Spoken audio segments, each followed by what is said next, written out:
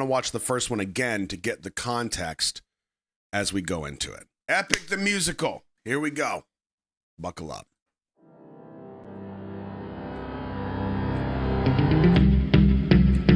All right, my brothers, listen closely.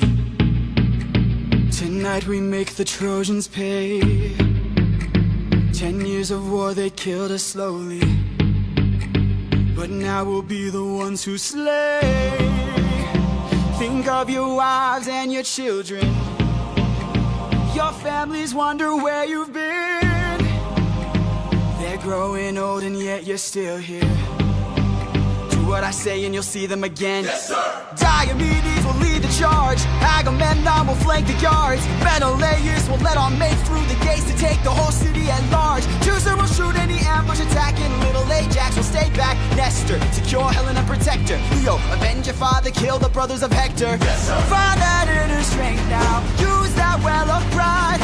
Fight through every pain now. Ask yourself inside, what do you live for? What do you try for? What do you wish for? What do you fight for? What do you live for? What do you try for? What do you wish for? What do you fight for? Penelope, Penelope, and Telemachus. I fight for us. I fight for us. What do you live for? Penelope, What do you try for? Telemachus, What do you wish for? I'm on my way. What do you fight for? Attack!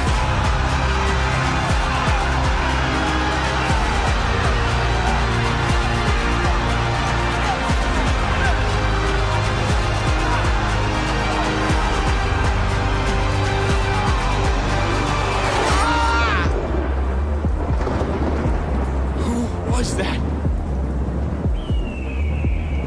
A vision of what is to come cannot be outrun, can only be dealt with right here and now. Tell me how. I don't think you're ready. A mission to kill someone's son, a foe who won't run, unlike anyone you have faced before. Say no more. I know that I'm ready. I don't think you're ready. Jeez. It's just an infant. It's just a boy. What sort of imminent threat does he pose that I cannot avoid? This is the son of none other than Troy's very own Prince Hector. Know that he will grow from a boy to an avenger, one fumed with rage as you're consumed by age. If you don't end him now, you'll have no one left to save. You can say goodbye to. You can say goodbye to. I could raise him as my own. Your house and throne. Make sure his past is never known. I'd rather wait for ya. Down on my knees for ya. I'll beg you please. Will of the gods. Please don't make me do this. Don't make me do this. The blood on your hands is something you won't lose. All you can choose is who.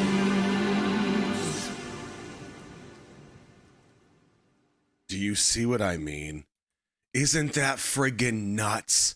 That was the first video. That's what kicks off the entire musical.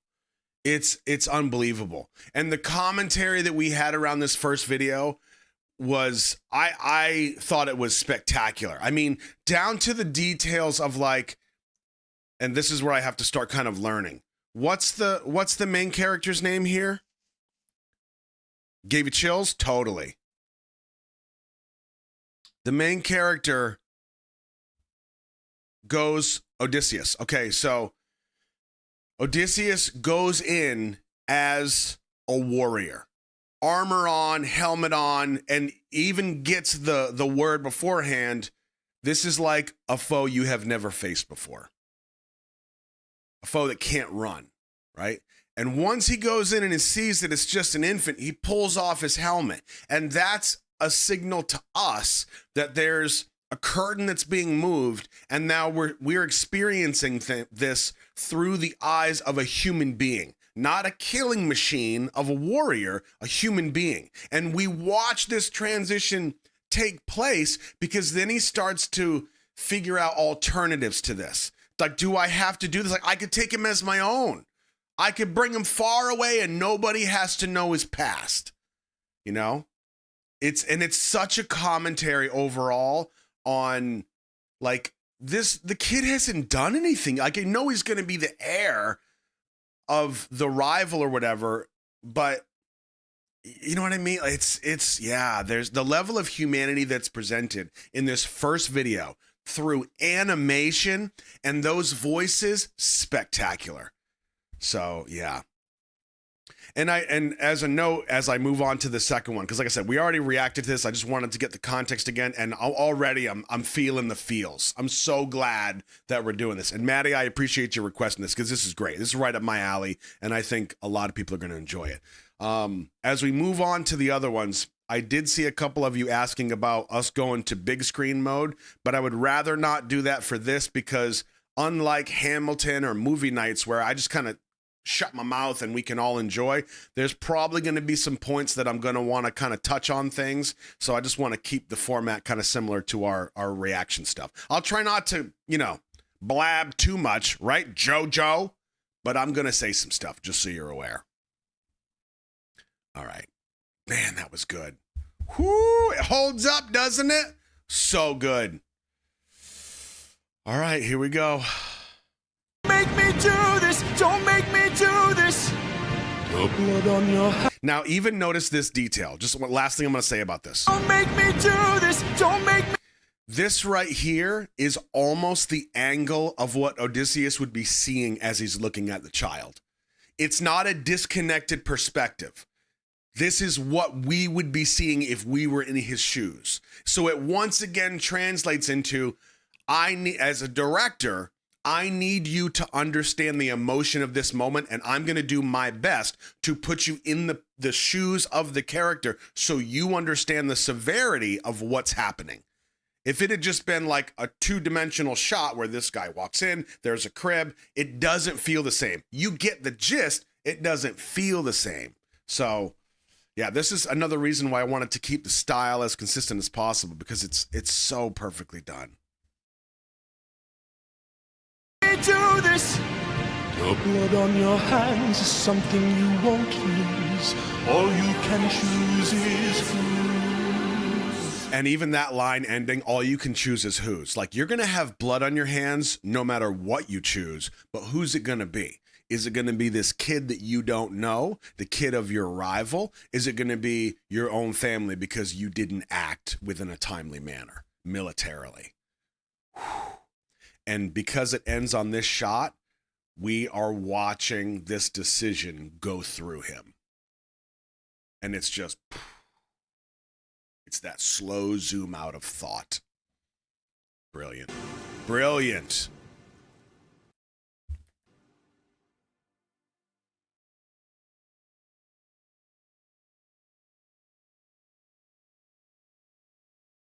Okay, next up.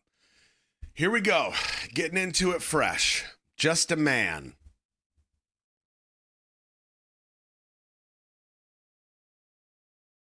Okay, let's go to heads up. I hope they don't do that every time. Oh, man.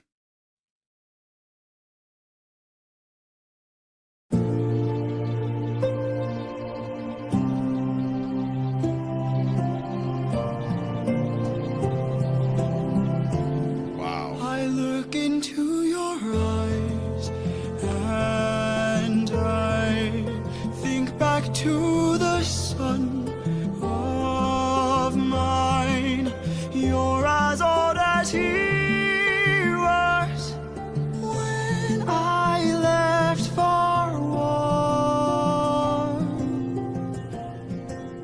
Will these actions haunt my days? Every man I've slain is the price I pay. Endless pain. Close your eyes and spare your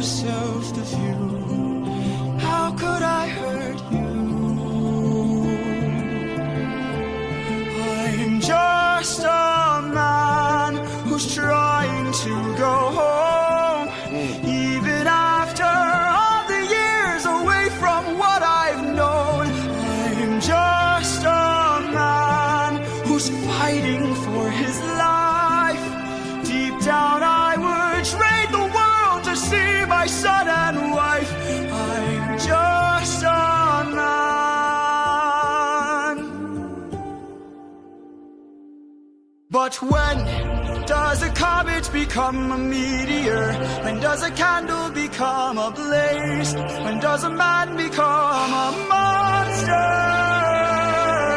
When does a ripple become a tidal wave? When does the reason become the blame?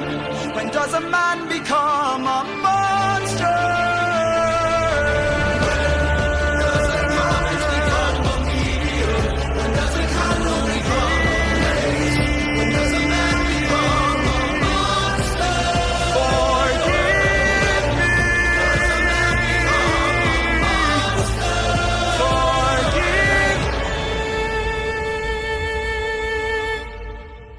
I'm just a man.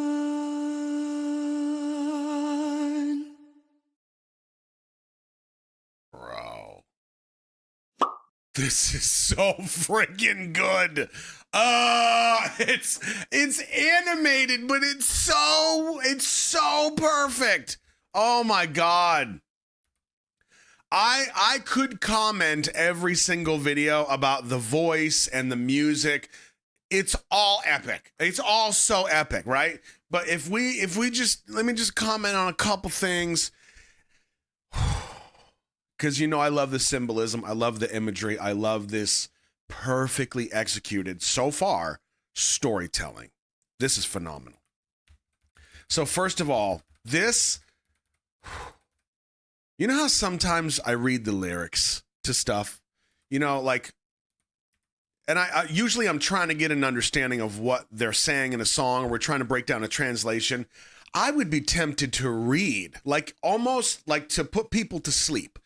The lyrics of this whole musical, because it sounds so powerful. These lines of going through his humanity first, and then, okay, if I put a barrier beyond my humanity, or just a generalized humanity, for the sake of the greater good, potentially, what's the answer? And that's when he starts to kind of normalize that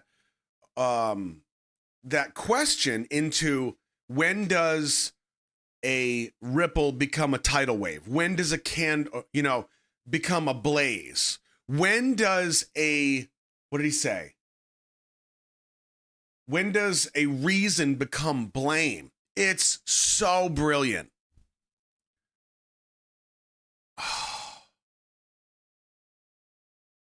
And to go from that general question to himself of if he could do this, it goes to the grand scale. When does a comet become a meteor?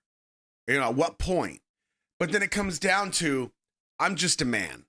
And the one shot that I thought was so perfectly placed was he puts on the helmet.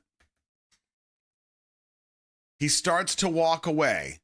And we see this silhouette shot of him with his helmet on and that single tear fall down his face. And when does, at what point does a man become a monster? That mirror shot where he sees himself, he gets a flash of the monster, and then here, back to himself. That one shot of the tear coming down with him in his armor is really powerful because, and we've kind of talked about this in the military sense throughout the years, but it's really easy for people to kind of look at military people like they're just, machines that don't care about anybody. We hate people, we're just animals. But there are some outliers. Yes, I know. I'm aware there's outliers with everything. But the majority of us, speaking from experience, are just people in their bubble that want to do what they think is the right thing.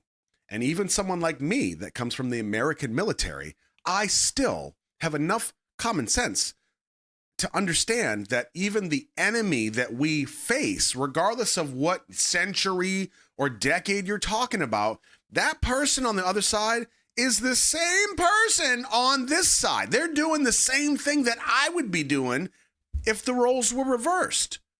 right? So there's going to be a human aspect. Now, you can't always let those thoughts kind of take precedent, because that's exactly what they're talking about here. Yeah, I've got my armor on, but this armor is for a reason. And it's not just physical armor. It's also this level of emotional or spiritual or whatever armor that we have to put on ourselves, because we have to do hard things sometimes. And if I'm going even further, I would say that's not even just a military thing. That's a life thing. Regardless of military or not, sometimes you have to do the hard things. It is what it is. If you don't do hard things, you're going to have a harder time. Life's going to be harder, believe it or not. That's the irony of it. It's like my dad telling me when I was a kid, son, if you do everything half-ass, you're going to work twice as hard. Doesn't really work out mathematically, does it?